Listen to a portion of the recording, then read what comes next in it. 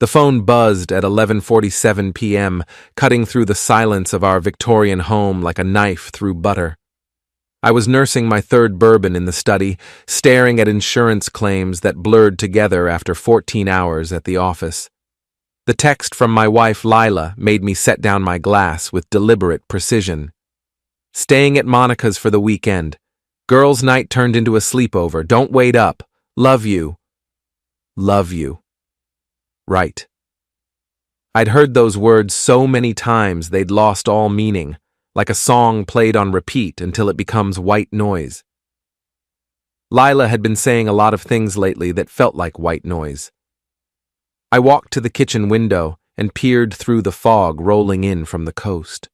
Our little Maine town of Millbrook looked peaceful at night, all those Victorian houses lined up like dominoes, hiding their secrets behind lace curtains and weathered shutters. Everyone knew everyone here, which made keeping secrets both easier and harder than you'd think. The bourbon had made me philosophical, but not stupid. Something about Lila's text felt wrong. Maybe it was the timing. She'd never been one for spontaneous sleepovers. Or maybe it was the exclamation point and heart emoji, like she was trying too hard to sound casual. I scrolled through our recent messages. Her responses had been getting shorter, more distant. Working late again. Out with the girls. Don't wait up. When was the last time we'd actually talked? Really talked, not just exchanged logistics about bills and groceries and whose turn it was to take out the trash? My finger hovered over Monica's contact. Lila's best friend since college, married to Paul, lived in that modern monstrosity on Elm Street that looked like a glass box someone had dropped in the middle of a fairy tale neighborhood. If anyone would know what was really going on, it would be Monica. The phone rang twice before a groggy voice answered. Evan, do you know what time it is? Sorry, Monica. I just wanted to check if Lila needed anything. She said she was staying over for girls' night. Silence. Then, girls' night? Evan, I'm in Boston visiting my sister. I've been here since Thursday. The bourbon turned to acid in my stomach. Boston? Yeah, Wait, Lila said she was staying with me? That's weird. Maybe she meant Tessa? You know how she gets names mixed up when she's tired. I knew exactly how Lila got when she was tired, and mixing up names wasn't one of her habits. Right, Tessa. I'll try her. Thanks, Monica. Evan, is everything... I hung up and immediately dialed Tessa's number. It went straight to voicemail. I tried again. On the third try, she picked up, sounding irritated. Evan, it's almost midnight. What's wrong? Hey, Tessa. Sorry to wake you. Lila's staying over for girls' night, and I wanted to make sure she had her medication. She forgot to take it earlier. Staying over where? I haven't seen Lila in 2 weeks. We were supposed to get coffee last Tuesday, but she canceled. Said she had to work late. The house suddenly felt too quiet, too empty. Like it was holding its breath, waiting for me to figure out what I already knew but didn't want to admit. Must be another friend then. Sorry to bother you. Evan, are you sure everything's okay? You sound... Everything's fine. Good night, Tessa. I set the phone down and stared at it like it might explode. 2 friends, 2 different stories, and Lila somewhere else entirely, lying about where she was and who she was with.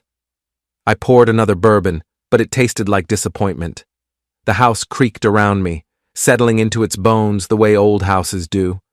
We'd bought this place 5 years ago, right after we got married. Lila had fallen in love with the wraparound porch and the bay windows. I'd fallen in love with the basement workshop and the fact that it was the kind of house where you could hear everything. Footsteps on the stairs, conversations in the kitchen, the front door opening and closing. The kind of house where you'd know if someone was sneaking around. I climbed the stairs to our bedroom, each step echoing in the silence. Lila's side of the bed was perfectly made, like she'd never planned to sleep in it tonight. Her overnight bag was gone from the closet, along with her favorite jeans and the blue sweater that made her eyes look like summer sky. But it was what she'd left behind that made my blood run cold. Her laptop sat open on the dresser, password screen glowing. Lila was paranoid about her laptop. She worked in HR and dealt with confidential employee information.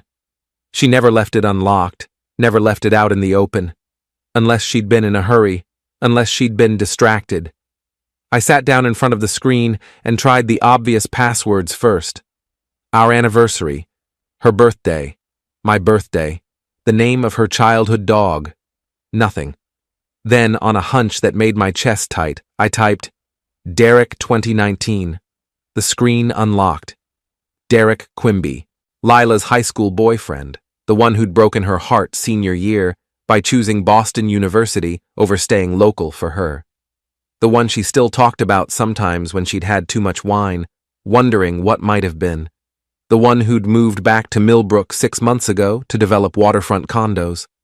I sat there staring at the desktop for a long moment, bourbon and dread warring in my stomach. Part of me wanted to close the laptop and pretend I'd never opened it.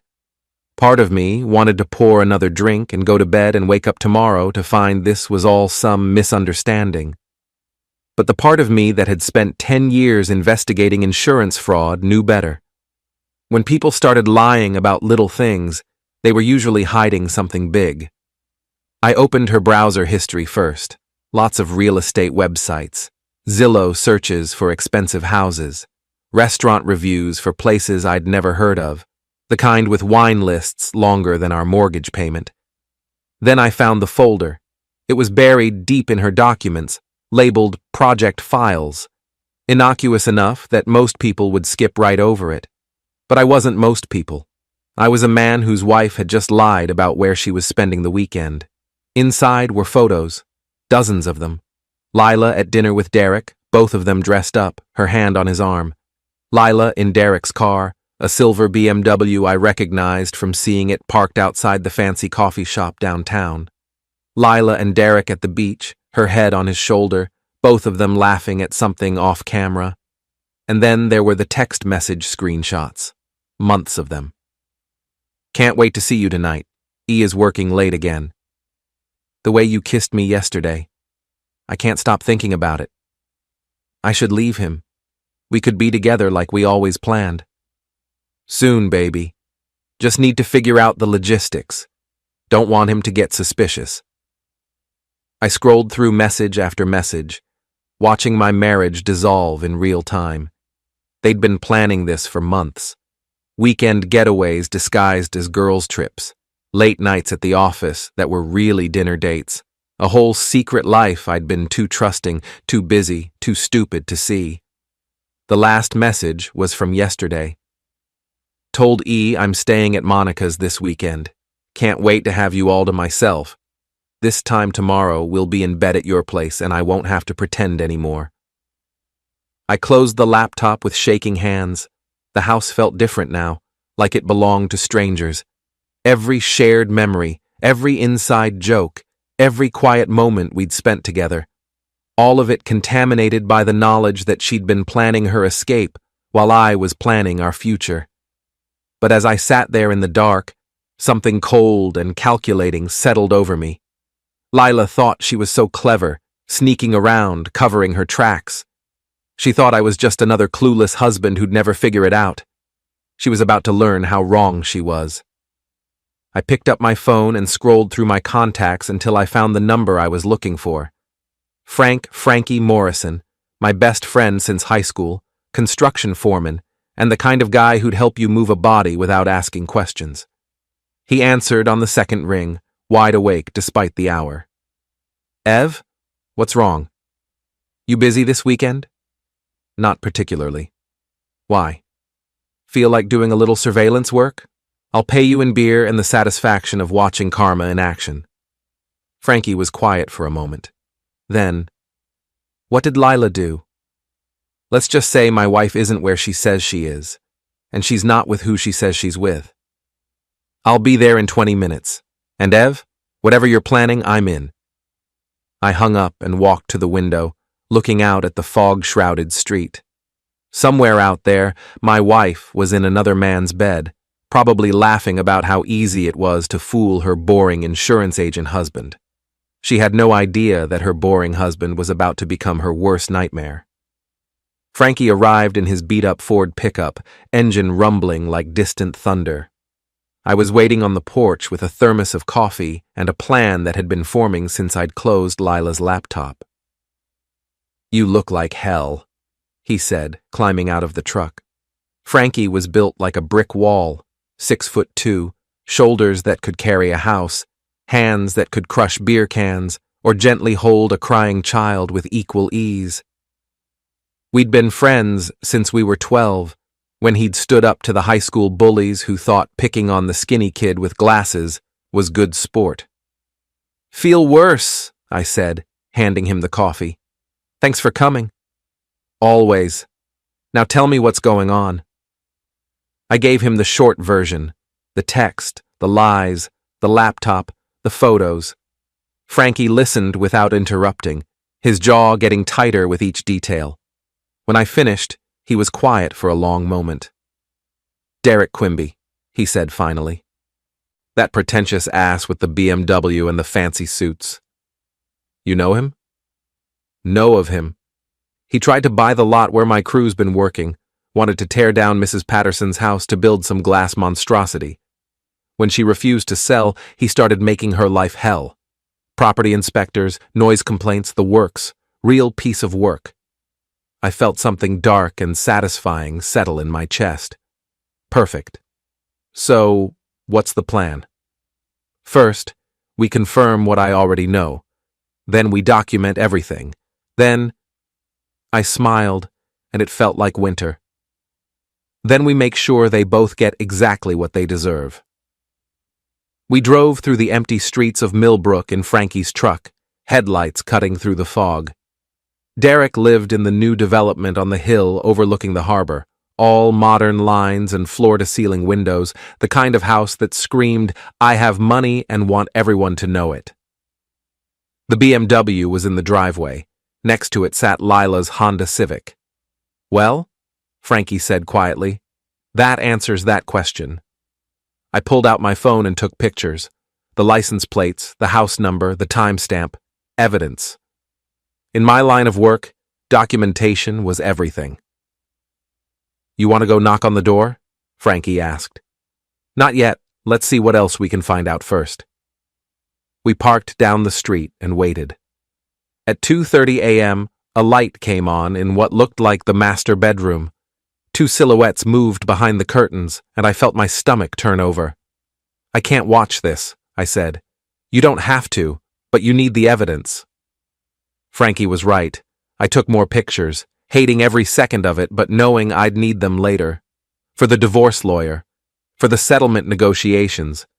For the moment when Lila tried to deny everything and play the victim. We sat in silence for another hour, watching the house, watching my marriage die in real time. Finally, the lights went out. "Come on," I said. "Let's go home. I've seen enough." But as we drove away, I was already planning the next step. Saturday morning, I called in sick to work, first time in 3 years, and drove to the office of Patricia Hendricks, the best divorce attorney in Millbrook. She had a reputation for being ruthless, thorough, and expensive. Perfect for what I had in mind. "Mr. Masters," she said, looking over the photos I'd printed, "these are quite damning. How long do you suspect this has been going on?" "Based on the text messages, at least 4 months, maybe longer." She nodded, making notes. "Maine is a no-fault divorce state, but adultery can still impact property division and alimony, especially if there's evidence of deception or financial misconduct. Do you have access to your joint accounts?" "Yes. Why?" "I'd like you to review the statements for the past 6 months. Look for unusual charges, restaurants, hotels, gifts, anything that might indicate she was spending marital assets on this relationship." I spent the rest of Saturday going through bank statements and credit card bills. What I found made my blood boil. Expensive dinners at restaurants I'd never been to. A weekend at a bed and breakfast in Bar Harbor that she'd told me was a work conference. Lingerie purchases from Victoria's Secret. Lingerie I'd never seen. She'd been financing her affair with our money, our future, the savings account we'd been building to maybe buy a bigger house, maybe start a family. By Sunday afternoon, I had a file 2 inches thick, photos, bank statements, printed text messages, a timeline of lies and deception going back 6 months. Patricia had been right. This wasn't just adultery. This was fraud. My phone buzzed with a text from Lila. Having such a great time with the girls. Might stay another night. Miss you. I stared at the message for a long time, then typed back, miss you too. Take your time. But what I was really thinking was, take all the time you want. You're going to need it. Sunday evening, I called my insurance agency partner, Mike Sullivan. We'd built the business together over 8 years, and I trusted him completely. Mike, I need a favor. A big one. Name it. I need you to hire a private investigator. Best one you can find. I'll pay for it personally, but I need it kept separate from the business. Mike was quiet for a moment. This about Lila? How did you... Ev, you've been distracted for weeks, and yesterday when you called in sick, you sounded like someone had died. What's going on? I gave him the basics. Mike listened, swearing under his breath. Jesus, Ev, I'm sorry. What do you need? Documentation. Professional grade surveillance. I want to know everywhere they go, everything they do. I want a paper trail so solid that when this goes to court, there won't be any question about what happened. Consider it done. I know a guy, ex-cop, does corporate security now, discreet, thorough, and he owes me a favor. Thanks, Mike. I owe you. No, you don't. That's what partners are for. Monday morning arrived gray and drizzling, typical Maine weather that matched my mood perfectly. Lila was supposed to come home today, and I was curious to see what story she'd tell about her weekend with the girls. I went to work early, needing the distraction of routine. Insurance claims, policy reviews, client meetings, the mundane details of other people's disasters. It was almost comforting, dealing with problems that had clear solutions and defined outcomes. Around noon, Patricia Hendricks called. Mr. Masters, I've reviewed everything you brought me. This is one of the most thoroughly documented cases of adultery I've seen. Your wife has been remarkably careless. What's our next move? That depends on what you want. We could file immediately, seek temporary orders for support and property division, or... She paused. We could wait. Let her dig the hole deeper. Sometimes patience pays off in these situations. What do you mean? Well, if she's planning to leave you for Mr. Quimby, she might make some moves that would be advantageous to us. Transferring assets, quitting her job, making statements about her intentions. The more rope we give her, the more she might hang herself with. I thought about it. The idea of waiting, of pretending everything was normal while building my case, had a certain appeal, like setting a trap and waiting for the prey to walk into it. How long? A few weeks, maybe a month, long enough to see what she does next. Do it. But I want everything documented. Every lie, every secret meeting, every dollar she spends on him. When this is over, I want her to understand exactly how thoroughly she destroyed our marriage. At 3:30, Lila texted, "Just left Monica's. Be home by 5. Can't wait to see you." I smiled at my computer screen, and my secretary Jennifer looked concerned. "You okay, Mr. Masters? You look..." I look what? I don't know. Different. Like you're planning something. Jennifer had been with the agency for 6 years. She knew me well enough to read my moods, and she was right. I was planning something. Something that would make Lila's little affair look like child's play. Just thinking about the future, Jennifer. About making some changes. She nodded, but she still looked worried. Well, whatever you're thinking, just be careful, okay? Sometimes when we're hurt, we make decisions we regret later. Don't worry, I said, turning back to my computer. I'm not going to do anything I'll regret. What I didn't say was that I was going to do plenty of things that Lila would regret. And Derek Quimby, and anyone else who'd helped them lie to me for the past 6 months. The game was just beginning, and they had no idea they were playing with someone who made a living investigating deception. They were about to learn that boring insurance agents could be very creative when properly motivated. Lila walked through our front door at 5:17 p.m., looking radiant in a way that made my stomach clench. Her cheeks were flushed, her hair had that just rolled out of bed tousle that I used to love, and she was wearing the blue sweater that brought out her eyes. The blue sweater she'd worn to dinner with Derek 3 weeks ago, according to the photos on her laptop. "Hey, baby," she said, dropping her overnight bag and coming over to kiss me. Her lips tasted like mint gum and lies. "I missed you." "Missed you too," I said, and it wasn't entirely false. I missed the woman I thought I'd married, before I learned she was capable of this level of deception. "How was girls' weekend?" "Oh, you know how it is with Monica and the gang. Too much wine, too much gossip, not enough sleep." She laughed, and it sounded perfectly natural. If I hadn't known better, I would have believed every word. "What did you guys do?" "The usual. Watched movies, painted our nails, talked about our husbands."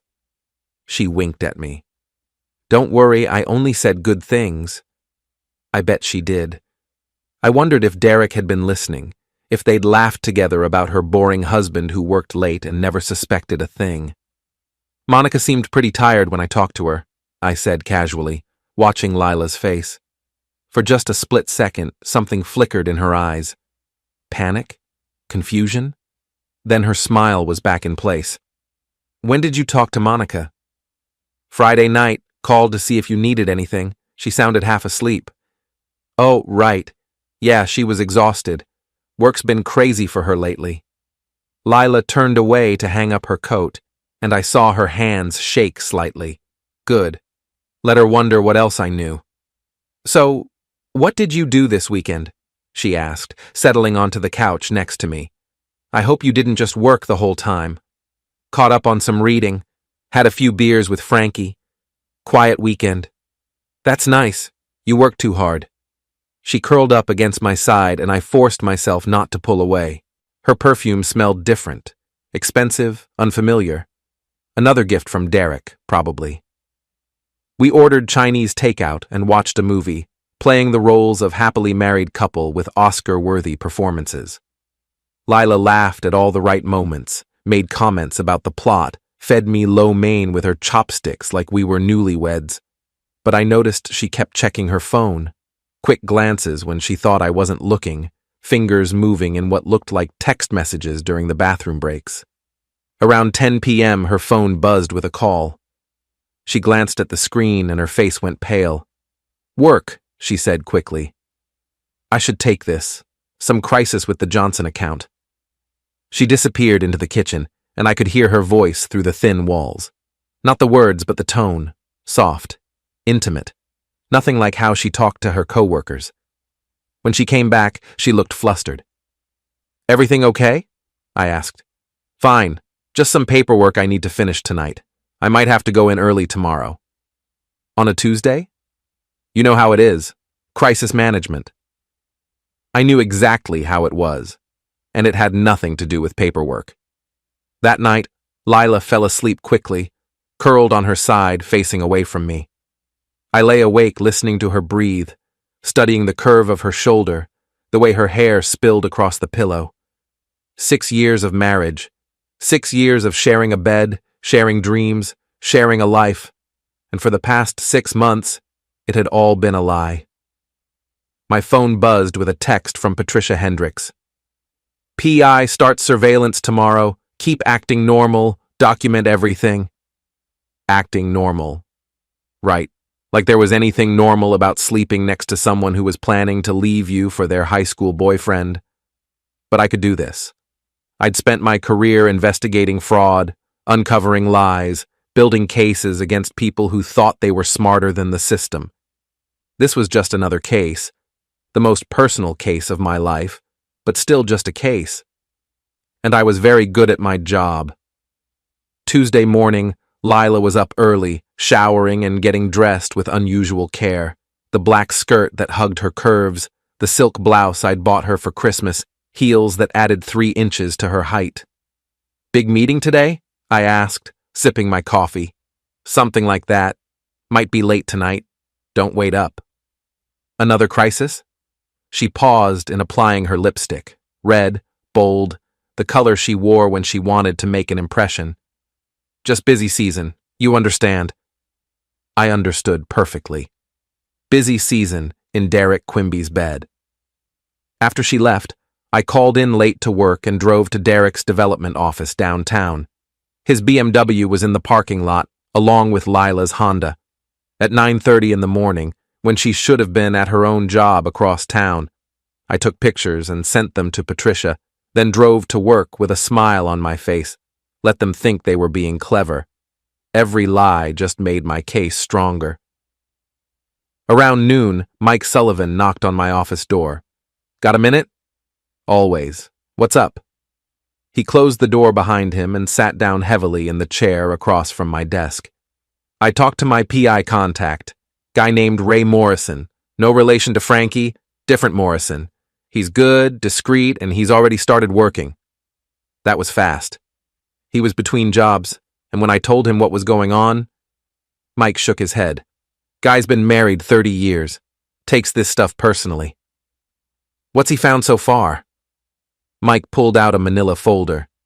Your wife met Derek Quimby at the Seaside Inn yesterday afternoon. Stayed for 2 hours, left separately, but she went back to his office after. The Seaside Inn. A little boutique hotel on the waterfront, the kind of place that charged $200 a night for the romantic atmosphere. I'd proposed taking Lila there for our anniversary last year, but she'd said it was too expensive. Apparently it wasn't too expensive when Derek was paying. There's more, Mike said. Ray did some background checking on Quimby.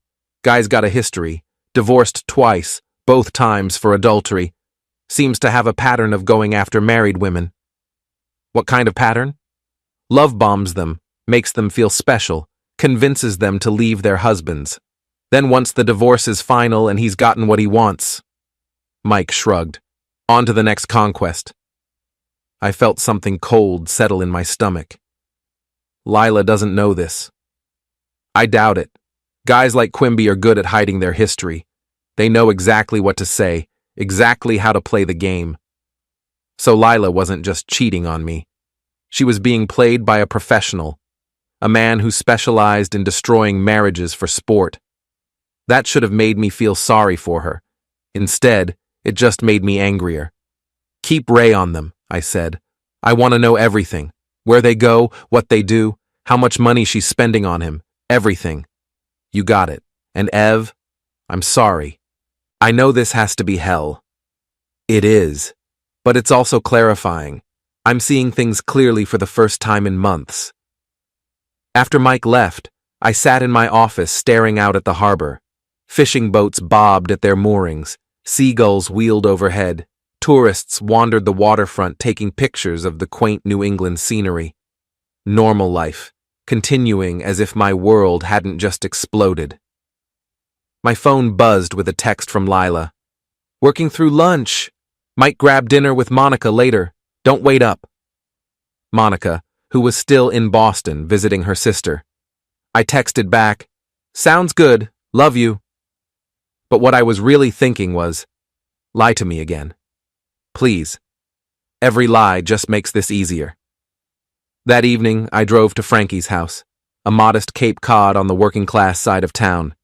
He was in his garage, working on his motorcycle, grease up to his elbows. How's the surveillance going? He asked without looking up. Better than expected. She's not even trying to be careful anymore. That's good for you, bad for her. Frankie, I need another favor. Now he looked up, wiping his hands on a rag. What kind of favor? The kind where you don't ask questions and I don't give details.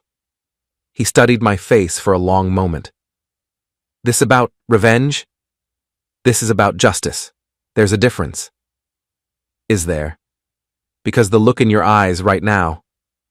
He shook his head. I've seen that look before. Usually right before someone does something they can't take back. I'm not going to hurt anyone, physically, but I am going to make sure they understand the consequences of their choices. Frankie was quiet for a moment, then nodded. What do you need? Information. About Derek Quimby's business, his properties, his vulnerabilities. You said he tried to force Mrs. Patterson to sell her house? Yeah. Real nasty about it, too. Why? Because men like Derek always have skeletons in their closets, and I'm very good at finding skeletons. The next morning, I woke up to an empty bed and a note on Lila's pillow. Early meeting. See you tonight. XOXO. I crumpled the note and threw it in the trash, then got dressed and drove to work. But instead of going to my office, I went to the town hall. Property records were public information. So were building permits, tax assessments, and code violations. I spent 3 hours going through Derek Quimby's business dealings, and what I found was very interesting. Unpaid contractor bills, permit violations on 2 of his developments, a lawsuit from investors who claimed he'd misrepresented the profitability of a condo project. Derek Quimby wasn't just a serial adulterer. He was also a sloppy businessman who cut corners and made enemies. Perfect. I made copies of everything and drove back to my office, where Jennifer greeted me with a concerned look. Mr. Masters, your wife called. She wanted to know if you were here. When I said you were out, she asked where you'd gone. What did you tell her? That I didn't know. Was that okay? That was perfect. Did she say anything else? She sounded nervous. Asked me to have you call her as soon as you got in. I looked at my phone. 3 missed calls from Lila, 2 voicemails, and a string of increasingly frantic text messages. Where are you? Please call me. Evan, I'm worried. Call me back. This isn't like you. What's going on? I smiled and deleted all the messages without listening to the voicemails. Let her worry. Let her wonder what I was up to. Because tomorrow, she was going to find out. Wednesday morning brought the kind of crisp October weather that made Millbrook look like a postcard. All golden leaves and sparkling harbor views. Perfect weather for destroying someone's life.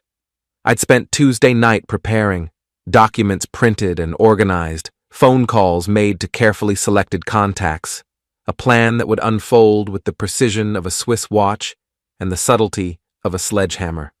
Lila was in the shower when I made my first move. I took her laptop from the dresser, still password protected with Derek 2019, still full of incriminating evidence, and copied everything to a secure flash drive. Photos, text messages, browser history, the works. Then I did something that would have made my insurance fraud investigators proud. I created a timeline, dates, locations, expenses, a complete record of the affair that read like a case file, because that's exactly what it was. You're up early, Lila said, coming out of the bathroom in her robe, hair wrapped in a towel. Couldn't sleep. Big day ahead. She paused in the middle of applying moisturizer. Big day how? Oh, you know, making some changes. Taking care of some business that's been put off too long. I could see the wheels turning behind her eyes, trying to figure out what I meant. Good. Let her wonder. Evan, about yesterday, I tried to call you. I know, I was busy. Busy with what? Jennifer said you weren't at the office. I looked at her. Really looked at her. The woman I'd fallen in love with 8 years ago, married 6 years ago, planned a future with. The woman who'd been lying to my face for 6 months while planning her escape. Just taking care of some personal business. Nothing you need to worry about. But the way I said it made it clear that maybe she should worry. A lot. I left for work before she finished getting dressed, but not before I saw her grab her phone and start typing frantically, probably texting Derek, warning him that something was off. Too late for warnings. The wheels were already in motion. My first stop wasn't the office, it was the Millbrook Gazette, our local newspaper. The editor, Sally Chen, had been trying to get an interview with Derek Quimby for weeks about his controversial waterfront development project. Mr. Masters, she said, looking surprised to see me in her cluttered office. What brings you here? I have some information that might interest you about Derek Quimby's business practices. I laid out the documents I'd copied at town hall, the permit violations, the unpaid contractor bills, the investor lawsuit. Sally's eyes got wider with each page. Where did you get this? Public records. All perfectly legal. I just thought someone should connect the dots. Why are you bringing this to me? Because the people of Millbrook deserve to know what kind of businessman they're dealing with, and because I believe in transparency. Sally was already reaching for her notepad. Can I quote you? You can quote the documents. I prefer to remain anonymous. I left the newspaper office feeling lighter than I had in days. By this afternoon, Derek's business practices would be front-page news in a town where everyone read the local paper and gossip traveled faster than wildfire. My second stop was Mike Sullivan's office. Ray's been busy, Mike said, handing me another manila folder. Your wife and Quimby have been meeting almost daily. Hotels, restaurants, his office, his house. They're not even trying to hide it anymore. Good. What about the financial stuff? That's where it gets interesting. She's been using your joint credit card to pay for hotel rooms, dinners, even bought him a watch last week. $1,500. $1,500 for a watch, using our money, our future. There's something else, Mike said. Ray overheard a conversation yesterday. They were talking about going away together next weekend. Some bed and breakfast in Vermont. She's planning to tell you it's another girl's trip. Vermont? Gets better. She's already made the reservation. 2 nights, honeymoon suite, charged to your joint account. I felt something dark and cold settle in my chest. She wasn't just cheating, she was flaunting it, using our money to finance romantic getaways with her lover, lying about girls' trips that never happened. Mike, I need you to do something for me. Call the bed and breakfast. Tell them there's been a problem with the credit card used for the reservation. Ask them to call the card holder, that's me, to verify the charges. Mike grinned.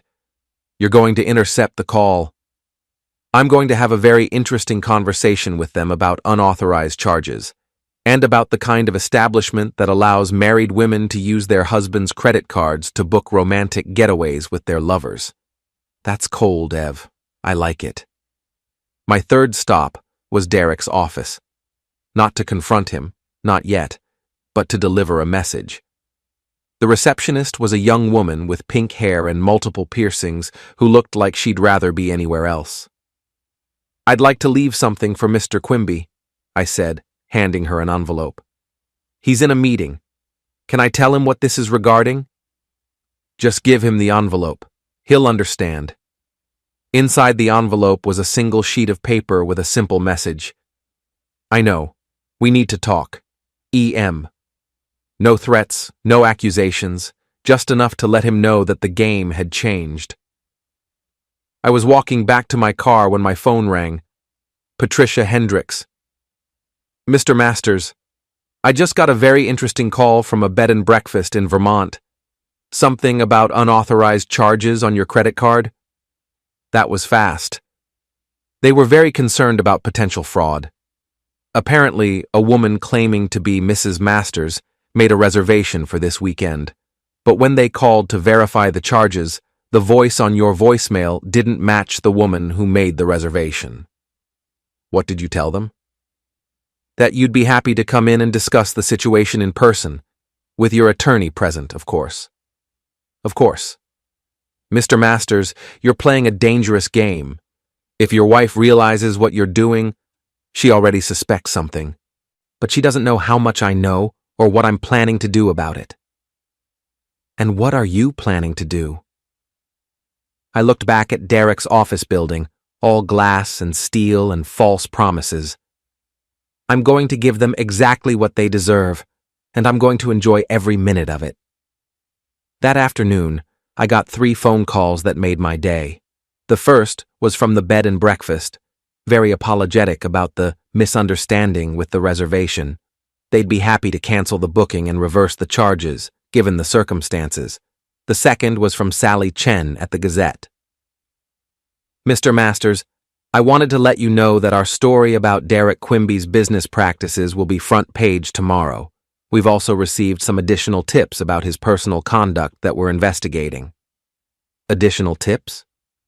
Anonymous sources, but very credible. Thank you for bringing this to our attention.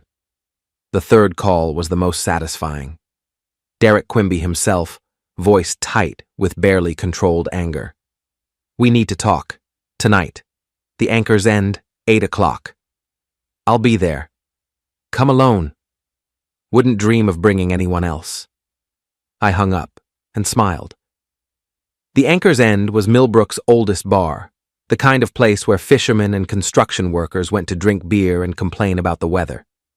Not Derek's usual scene of wine bars and upscale restaurants. Perfect.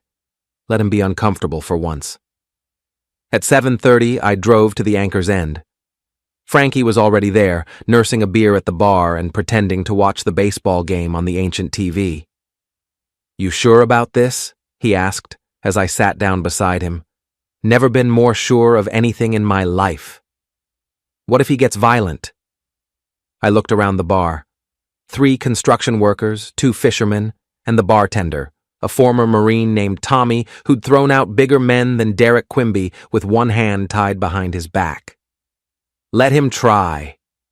Derek walked in at exactly 8 o'clock, looking like he'd rather be anywhere else. His expensive suit and Italian shoes stood out like a sore thumb among the work boots and flannel shirts. He spotted me immediately and walked over, jaw tight with anger. You son of a bitch, he said, voice low. What the hell do you think you're playing at? I think I'm having a conversation with the man who's been sleeping with my wife. Have a seat, Derek. We have a lot to discuss. He sat down reluctantly, glancing around the bar like he expected trouble. He wasn't wrong. You can't prove anything, he said.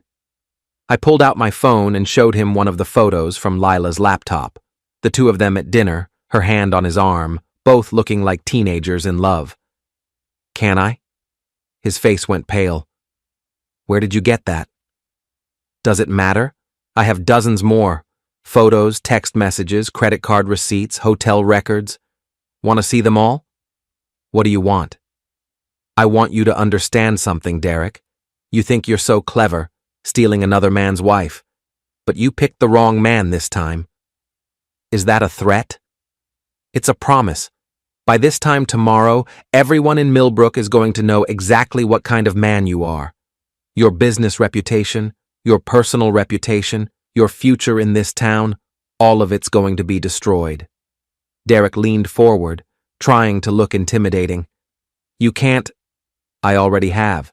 Check tomorrow's Gazette, then check your bank account when your investors start pulling out, then check your phone when the building inspector shows up to re-examine those permit violations.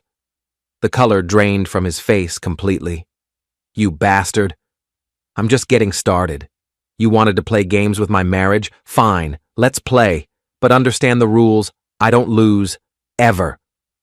I stood up, threw a 20 on the bar, and looked down at him. Oh, and Derek? Stay away from my wife. Because if I see you with her again, what I've done so far will look like a love letter compared to what comes next. I walked out of the bar with Frankie beside me, leaving Derek sitting alone in a room full of hostile stares. Think he got the message? Frankie asked. If he didn't, he will tomorrow when he reads the paper. But as we drove home through the foggy streets of Millbrook, I knew this was just the beginning. Derek might back off, but Lila wouldn't give up so easily.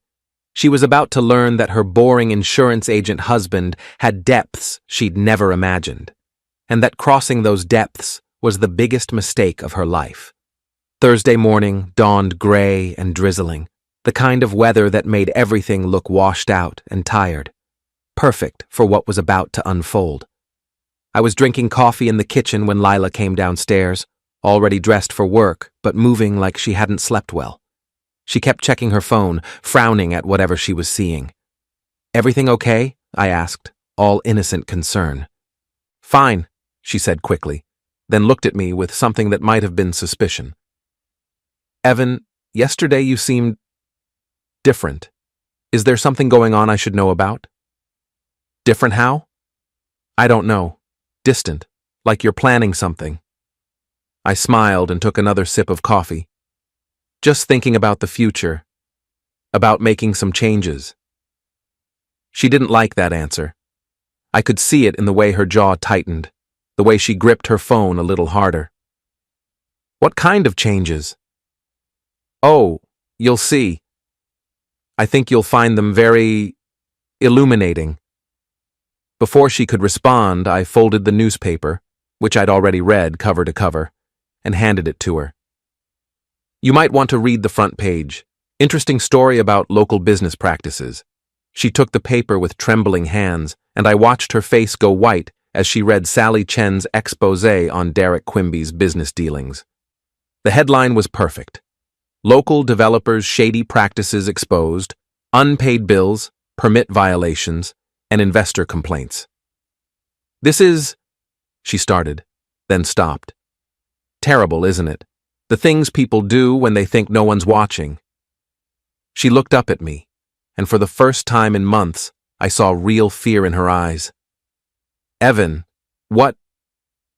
I have to get to work, I said, standing and grabbing my jacket. Big day ahead, lots of revelations. I left her sitting at the kitchen table, staring at the newspaper like it might explode. My phone started ringing before I'd even reached the office. First Derek, then Lila, then Derek again. I let them all go to voicemail and listened to them later, savoring every panicked word. Derek, you son of a bitch, you destroyed me. My investors are pulling out. The city's launching an investigation. My reputation is ruined. This isn't over. Lila, Evan, please call me. I know you're upset about something and we need to talk. Please. Derek again. I know you did this. I don't know how, but I know it was you. You're going to pay for this. I deleted all the messages and got to work on phase 2 of my plan. Patricia Hendricks was waiting in my office with a stack of legal documents and a smile that would have made a shark nervous. Mr. Masters, I have to say, your timing is impeccable. Mr. Quimby's very public downfall has made our case significantly stronger. How so?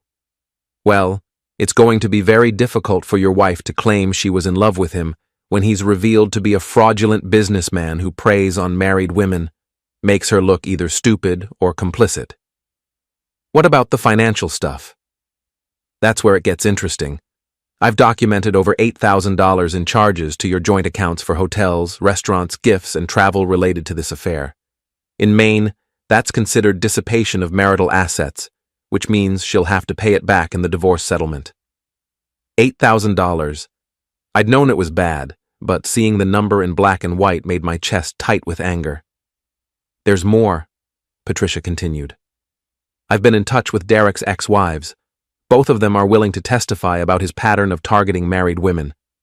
Apparently, he's done this before, multiple times. Lila doesn't know that.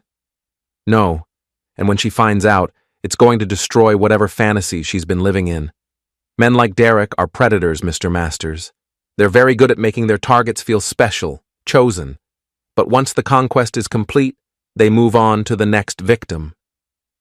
I thought about Lila, sitting at our kitchen table, reading about the man she'd thrown away our marriage for. The man she thought was going to rescue her from her boring life with her boring husband. What's our next move? We wait. Let the situation develop. Your wife is going to be facing some very difficult choices in the next few days, and I suspect she's going to make some that will benefit us greatly. Patricia was right. By noon, the whole town was buzzing about Derek Quimby's downfall. The coffee shop, the post office, the grocery store. Everywhere I went, people were talking about the newspaper story. Always knew there was something off about that guy, said Mrs. Patterson, the elderly woman Derek had tried to force out of her house.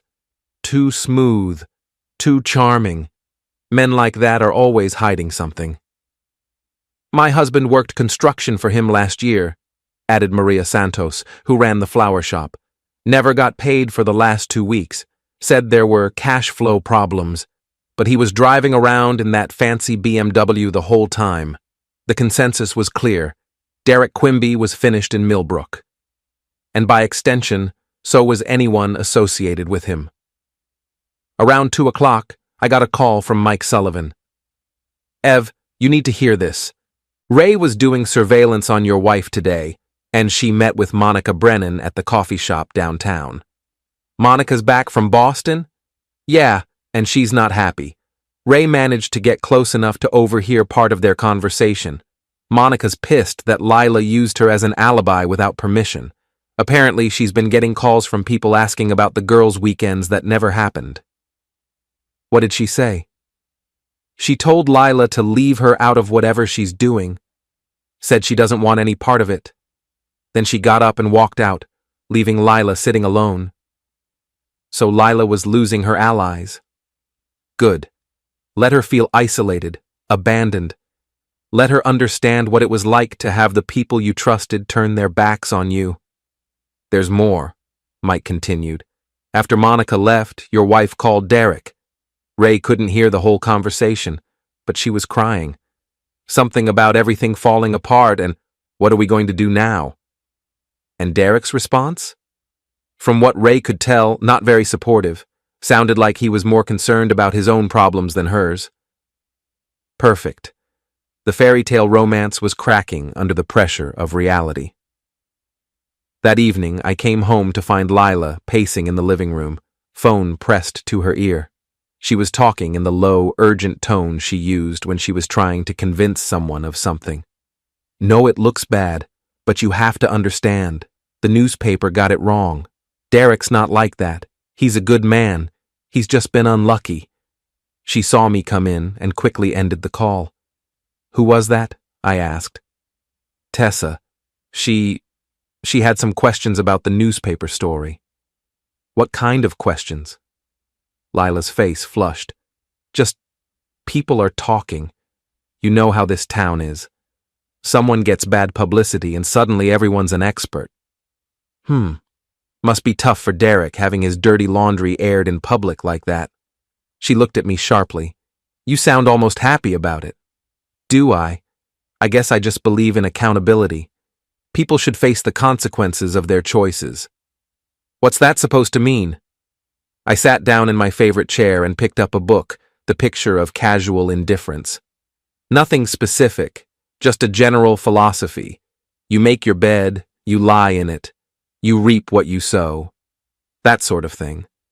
Lila stared at me for a long moment, and I could practically see the wheels turning in her head, trying to figure out how much I knew, what I was planning, whether her carefully constructed lies were falling apart. They were, but I wasn't ready to let her know that yet. My phone buzzed with a text from Ray Morrison. Subject and target met at Seaside Inn, 7 p.m. Argument in parking lot. She left crying. He left alone. Relationship appears to be deteriorating. I smiled and put the phone away. Lila was watching me, trying to read my expression. Good news? She asked. Just work stuff. Nothing that would interest you. But it was very interesting to me. Derek was cutting Lila loose, probably trying to minimize the damage to his already ruined reputation. And Lila was about to discover that her knight in shining armor was actually a coward in expensive clothes. Around 9 o'clock, Lila's phone rang. She glanced at the screen and her face went pale. I should take this, she said, heading for the kitchen.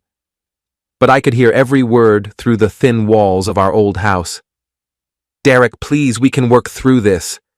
What do you mean it's over? You said you loved me. No, I won't just disappear. We have plans. Derek? The sound of her phone hitting the kitchen counter, then quiet sobbing. I felt a moment of something that might have been pity. Then I remembered the $8,000 she'd spent on him, the lies she'd told, the 6 months of deception and betrayal. The pity evaporated like morning fog. When Lila came back to the living room, her eyes were red and her makeup was smeared. Everything okay? I asked, not looking up from my book. Fine, she said, but her voice cracked on the word. You sure? You look upset. I'm just tired. I think I'll go to bed early. Good idea. You look like you could use the rest. She paused at the bottom of the stairs. Evan? Yeah? Do you still love me? I looked up from my book and met her eyes. For just a moment, I let her see something real.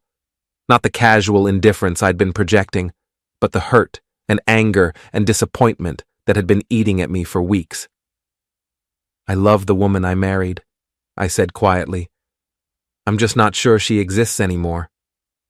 Lila's face crumpled, and she ran upstairs without another word. I sat in my chair for a long time after that, listening to her cry through the ceiling. Part of me wanted to go upstairs, to comfort her, to try to work things out.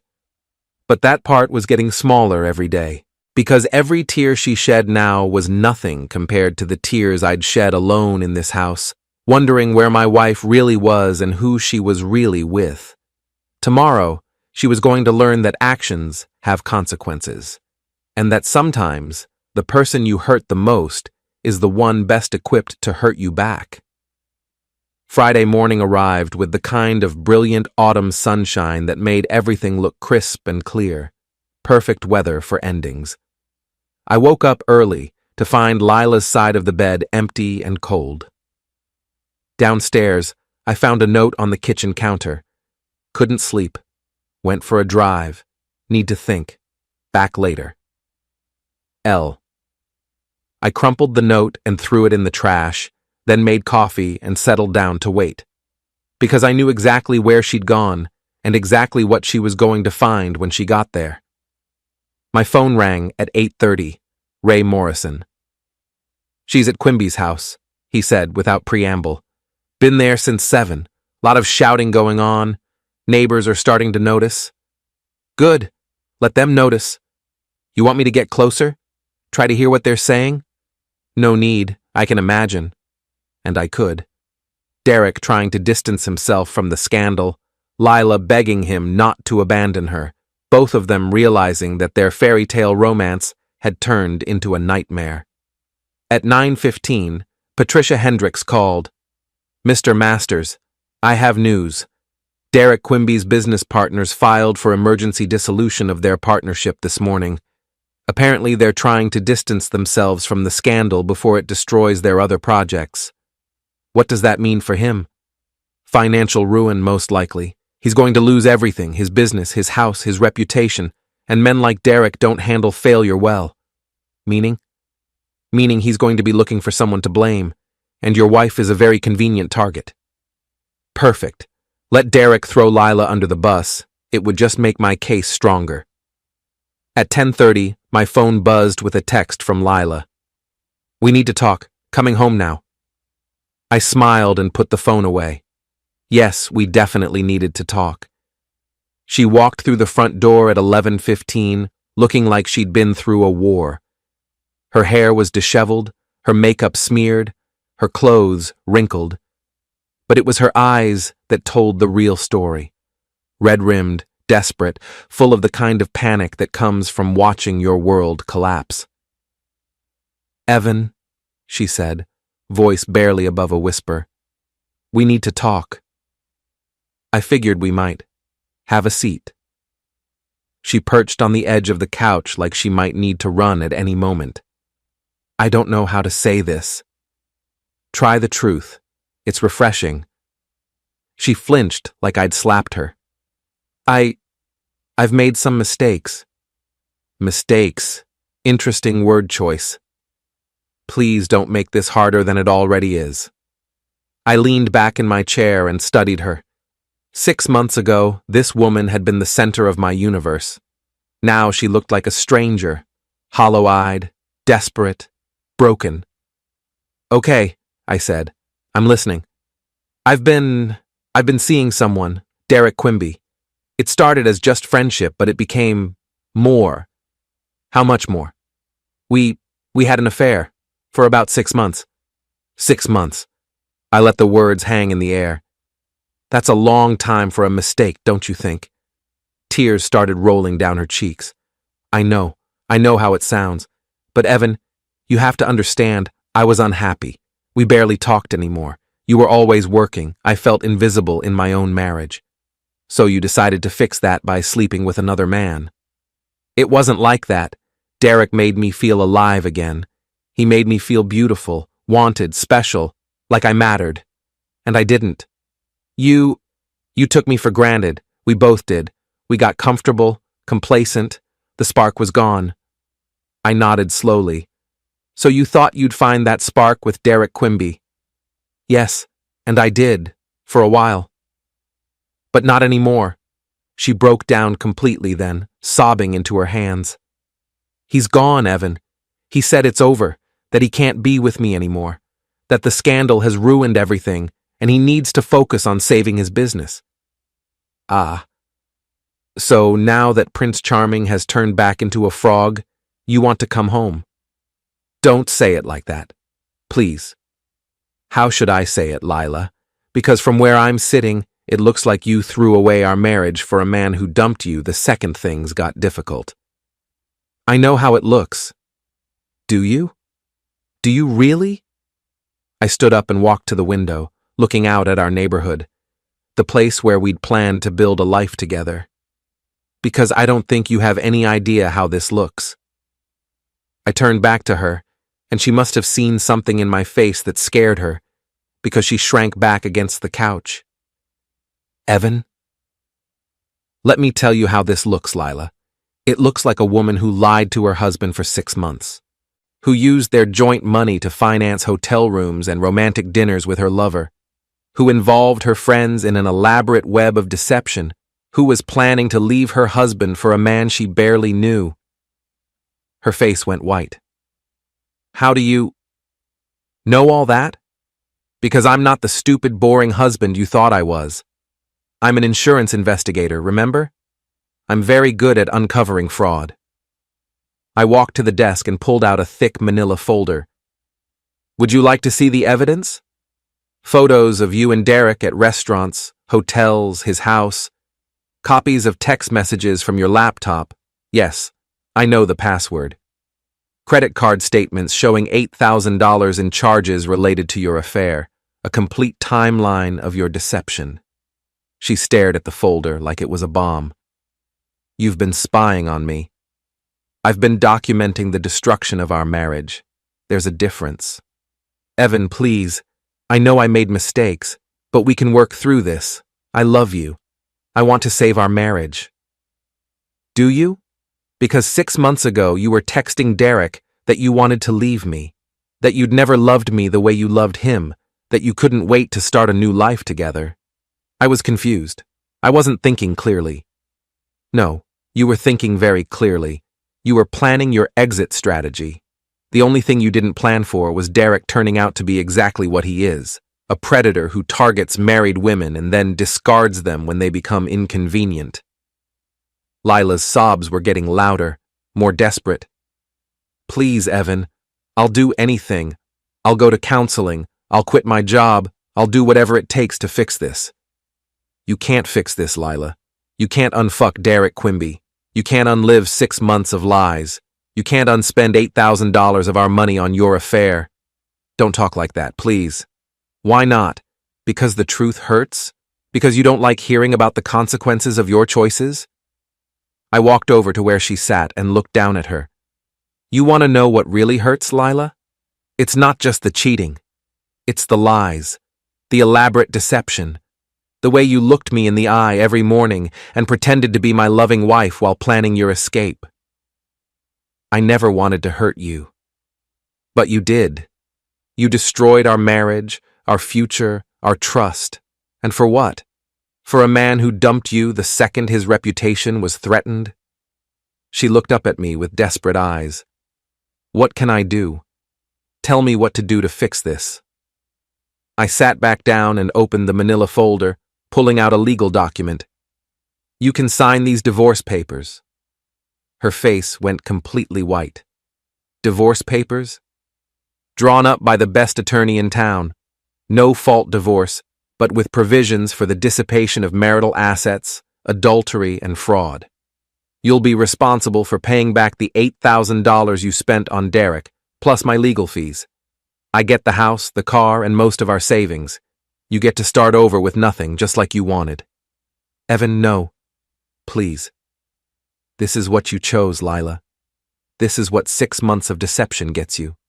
I chose wrong. I know that now. Derek was a mistake, a terrible mistake. But I love you. I want to be with you. You love me now that Derek's gone. You want to be with me now that your backup plan fell through. But 6 months ago, when you had to choose between your marriage and your affair, you chose Derek. People make mistakes. Mistakes are forgetting to pay a bill or missing an anniversary. What you did was make a choice. Every day, for 6 months, you chose to lie to me.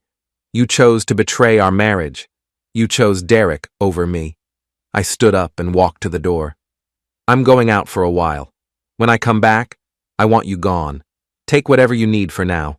We can arrange for you to get the rest of your things later. Where am I supposed to go?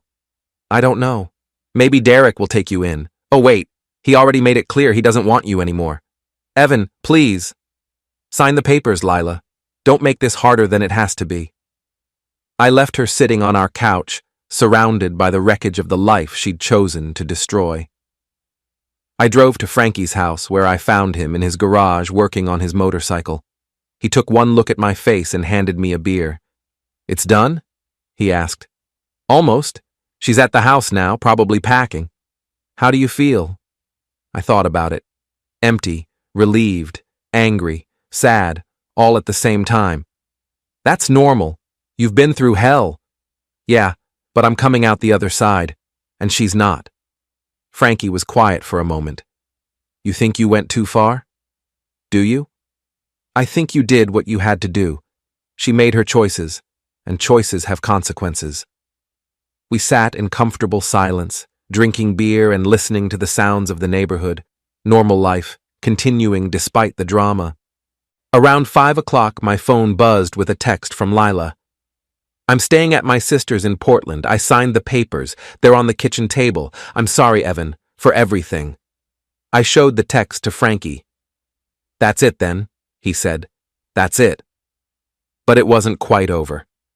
There was one more thing I needed to do. That evening, I drove to the Anchor's End. The bar was crowded with the usual Friday night crowd. Fishermen, construction workers, a few tourists who'd wandered in looking for authentic local atmosphere. I found Derek Quimby sitting alone at a corner table, nursing what looked like his 4th or 5th whiskey. He looked up when I approached, and I saw something in his eyes that might have been fear. Come to gloat? He asked. Come to make sure we understand each other. I sat down across from him. Up close, he looked terrible. Unshaven, red-eyed, defeated. The golden boy who'd thought he could take whatever he wanted was learning about consequences. Your business is finished, I said. Your reputation is destroyed. Your investors are gone, your partners have abandoned you, and the city is investigating your permit violations. I know. Good. Now let me tell you what happens next. You're going to leave Millbrook. Tonight. You're going to disappear, and you're never going to contact my wife again. Ever. She's not your wife anymore. Ex-wife, then. The point stands. Derek drained his whiskey and signaled for another. And if I don't? I leaned forward. Then what happened to your business will look like a love letter compared to what happens next. I have friends in this town, Derek. Friends who don't like men who prey on married women. Friends who know how to make life very unpleasant for people they don't like.